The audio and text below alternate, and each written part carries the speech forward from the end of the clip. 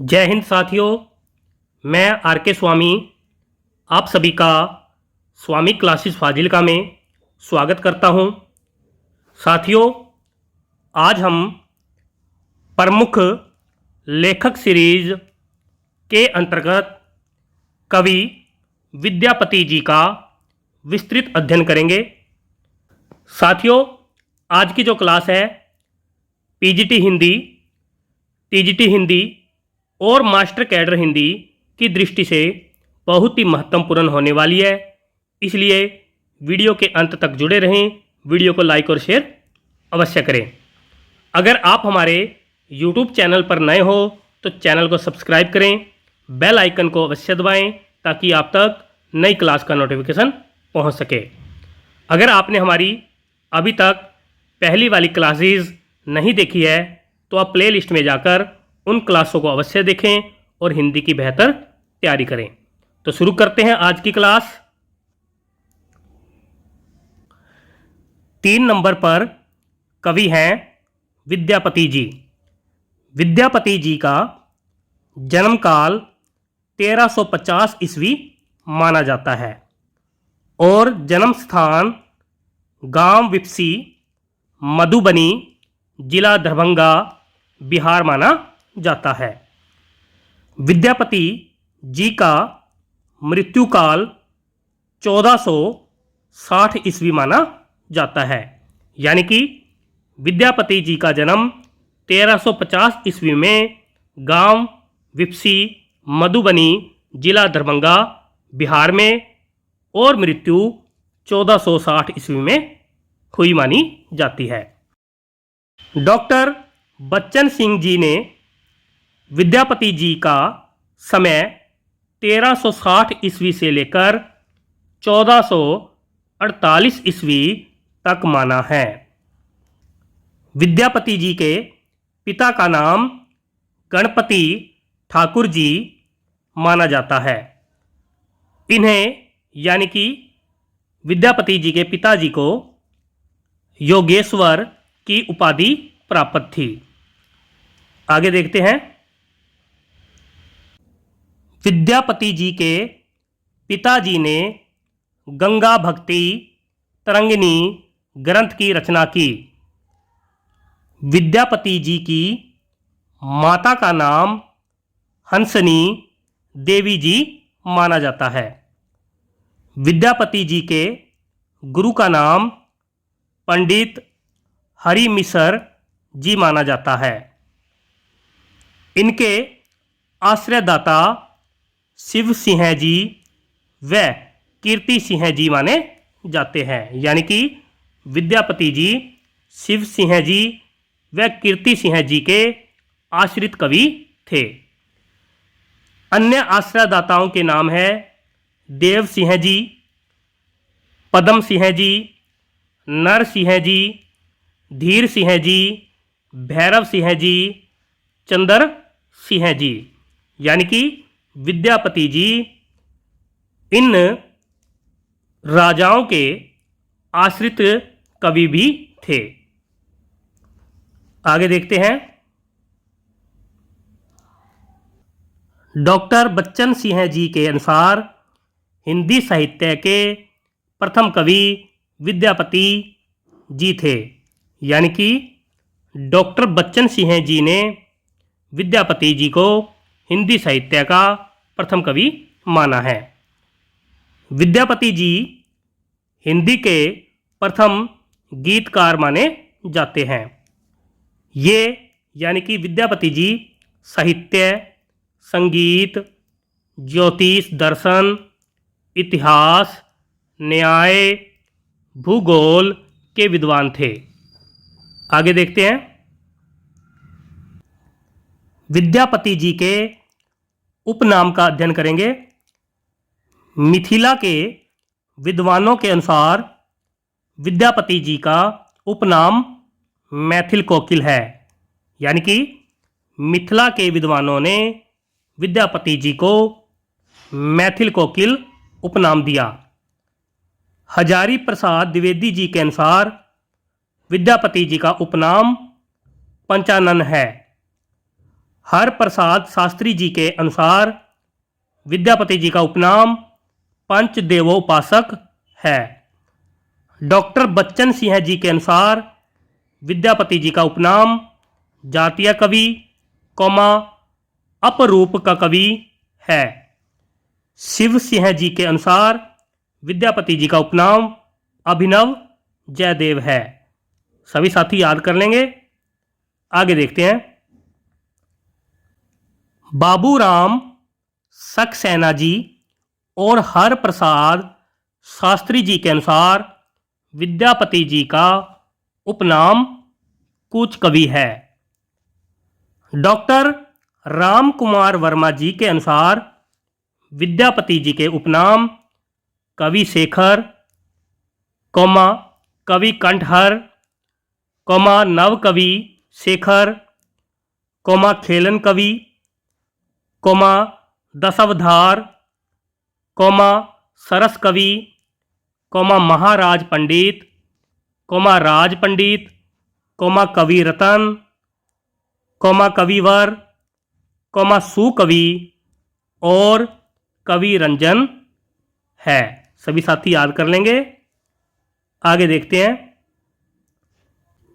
विद्यापति जी के वर्ण्य विषय के बारे में आलोचकों के मत का अध्ययन करेंगे।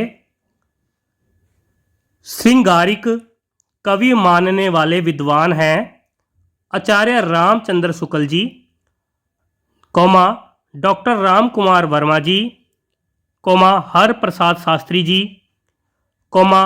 सुभद्रा झा जी, राम वृक्ष बेनीपुरी जी, डॉक्टर बच्चन सिंह जी विद्यापति जी को श्रृंगारिक कवि मानते हैं और यह सर्वमान्य मत भी है, यानी कि सर्वमान्य मत के अनुसार विद्यापति जी श्रृंगारिक कवि माने जाते हैं। नोट में कुछ लिखा हुआ है। हजारी प्रसाद द्विवेदी जी ने विद्यापति जी को श्रृंगार रस का सिद्धवाक कवि कहा है, यानी कि विद्यापति जी को हजारी प्रसाद द्विवेदी जी ने श्रृंगार रस का सिद्धवाक कवि माना है। सभी साथी याद कर लेंगे। आगे देखते हैं। विद्यापति जी को भक्त कवि मानने वाले विद्वान हैं हजारी प्रसाद द्विवेदी जी, बाबू श्याम सुंदर दास जी और ब्रजनंदन सहाय जी। इन्होंने विद्यापति जी को भक्त कवि माना है। विद्यापति जी को रहस्यवादी कवि मानने वाले विद्वान हैं जॉर्ज इब्राहिम ग्रियर्सन जी, जनार्दन मिश्र जी, नागेंद्र नाथ गुप्त जी, कुमार स्वामी जी। इन विद्वानों ने विद्यापति जी को रहस्यवादी कवि माना है। सभी साथी याद कर लेंगे। आगे देखते हैं। विद्यापति जी की प्रमुख रचनाएं।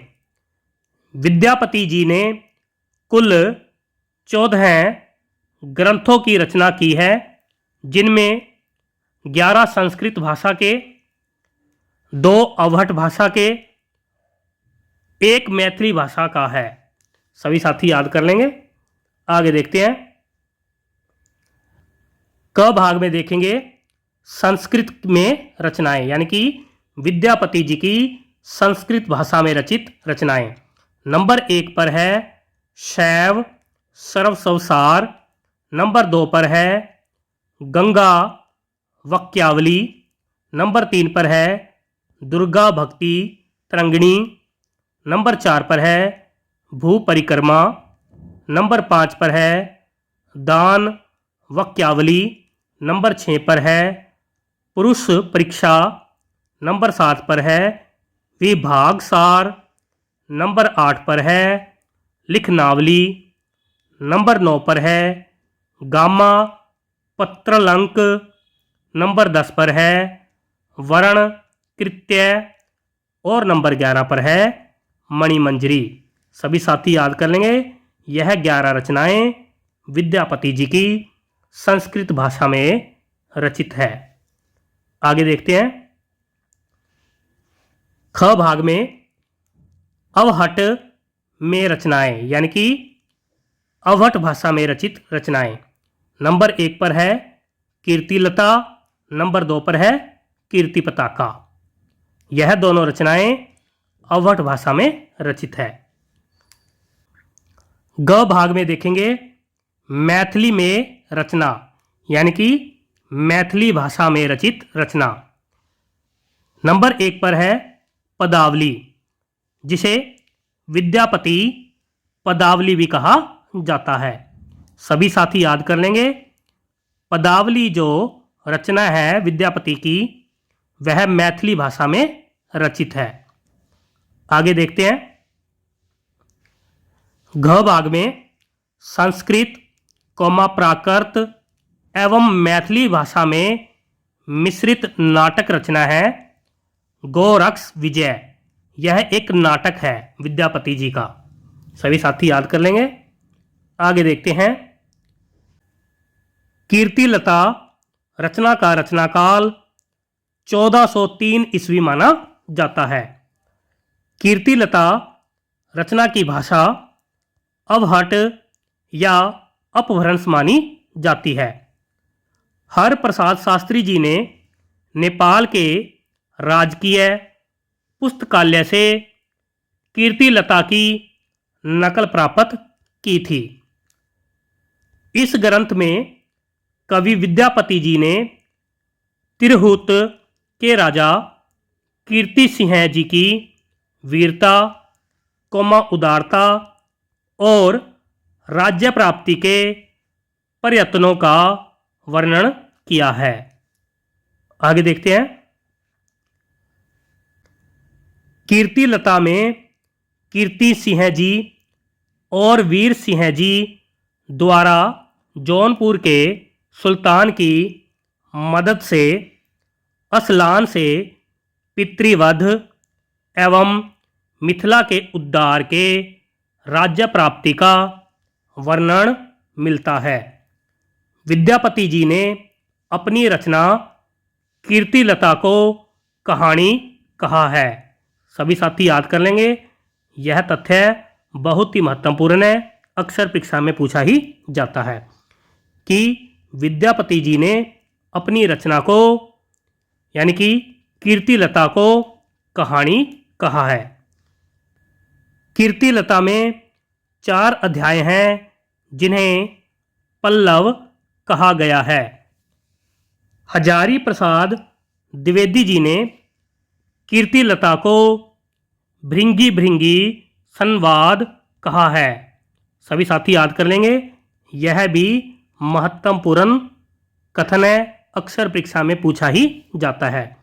हजारी प्रसाद द्विवेदी जी ने कीर्तिलता रचना को भृंगी भृंगी संवाद कहा है। आगे देखते हैं। कीर्ति पताका रचना का रचनाकाल 1403 ईस्वी माना जाता है। इसकी भाषा अवहट या अपभ्रंश मानी जाती है। यह ग्रंथ अप्राप्य है।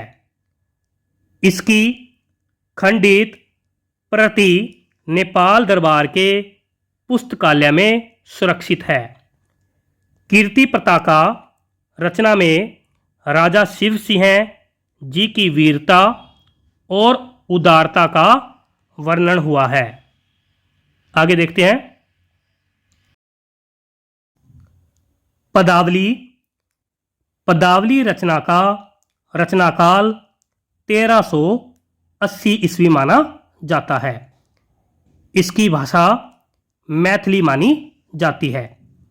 यह विद्यापति जी के पदों का संग्रह है। विद्यापति जी के पदों का संकलन शारदा चरण मिश्र जी ने किया था। विद्यापति पदावली के राधा कृष्ण प्रेम संबंधी पद विद्यापति जी की प्रसिद्धि के आधार है। विद्यापति पदावली की शैली गीति शैली है। आगे देखते हैं। हिंदी में सर्वप्रथम विशुद्ध ज्ञ पद लिखने का श्रेय विद्यापति जी को प्राप्त है। पदों की मधुर गीतात्मकता के कारण ही इन्हें मैथिल कोकिल कहा जाता है। आगे देखते हैं। विद्यापति जी ने पदावली की रचना जयदेव जी की रचना गीत गोविंद का अनुकरण करके की थी, इसलिए इनको अभिनव जयदेव भी कहा जाता है। सूर्यकांत त्रिपाठी निराला जी ने विद्यापति जी की पदावली के श्रृंगारिक पदों की मादकता को नागिन की लहर कहा है। आगे देखते हैं। आचार्य रामचंद्र शुक्ल जी ने विद्यापति जी के संबंध में लिखा है कि आध्यात्मिक रंग के चश्मे आजकल बहुत सस्ते हो गए हैं। उन्हें चढ़ाकर जैसे कुछ लोगों ने गीत गोविंद को आध्यात्मिक संकेत बताया है, वैसे ही विद्यापति के इन पदों को भी। सभी साथी याद कर लेंगे, यह बहुत ही महत्वपूर्ण कथन है, अक्सर परीक्षा में पूछा ही जाता है। आगे देखते हैं। गोरक्ष विजय विद्यापति जी का नाटक माना जाता है। इसकी भाषा संस्कृत कौमा प्राकृत एवं मैथिली मिश्रित मानी जाती है। यह एक अंक का नाटक है। सभी साथी याद कर लेंगे, गोरक्ष विजय विद्यापति जी का नाटक माना जाता है। आगे देखते हैं। विद्यापति जी के संदर्भ में महत्वपूर्ण कथन का अध्ययन करेंगे।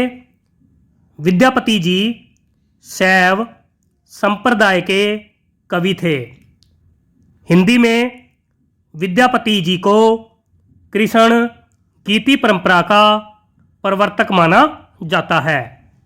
बंगाल में विद्यापति जी को लोग वैष्णव भक्त कवि मानते हैं।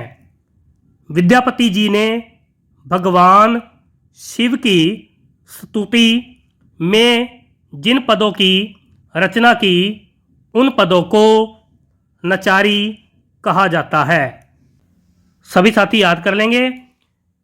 साथियों, आज हमने विद्यापति जी के बारे में बहुत ही महत्वपूर्ण तथ्यों का अध्ययन किया है। आशा करता हूँ कि आज की इस क्लास में आपको बहुत कुछ नया सीखने को मिला होगा। इसी प्रकार से निरंतर अध्ययन करने के लिए चैनल को सब्सक्राइब करें, बेल आइकन को अवश्य दबाएं ताकि आप तक नई क्लास का नोटिफिकेशन पहुंच सके। अगर आपने हमारी पहली वाली क्लासेस नहीं देखी है तो आप प्ले लिस्ट में जाकर उन क्लासों को अवश्य देखें और हिंदी की बेहतर तैयारी करें। तो मिलते हैं अगली क्लास में, तब तक के लिए जय हिंद।